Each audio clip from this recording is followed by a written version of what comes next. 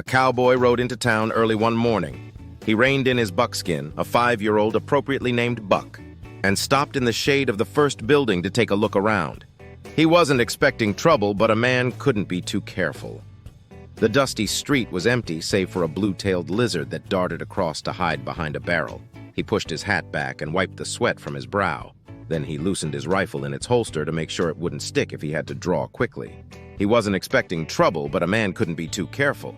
He clucked Buck on and rode slowly down the very center of the street, keeping an eye on every side. The boardwalk was empty, although a knife could be seen thrust into it next to a stick, mid-whittle, where someone presumably intended to return in the near future. A shutter creaked in the wind, but all the windows and doorways were empty. Other than the whistle of the wind, the cowboy heard no sound. He wasn't expecting trouble, but a man couldn't be too careful. The cowboy had been riding for a few days and had just crossed a barren patch of desert, so he was quite ready to enjoy a good drink. He rode up to the saloon, dismounted, and threw the reins in a wrap around the hitching post. The only sign of life was a horned toad that stared at him unblinking. But he thumbed the loop off his pistol in case he had to draw it quickly. He wasn't expecting trouble, but a man couldn't be too careful.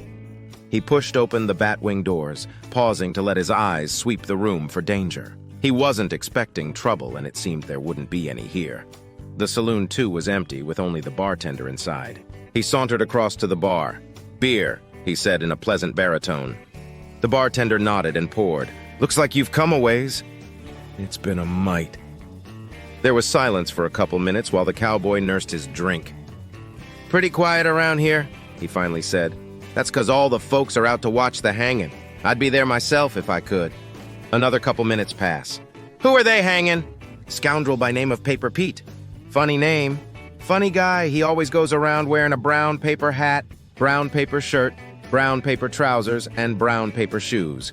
They let the silence fall again. The cowboy finally downed the last of his beer and stood up.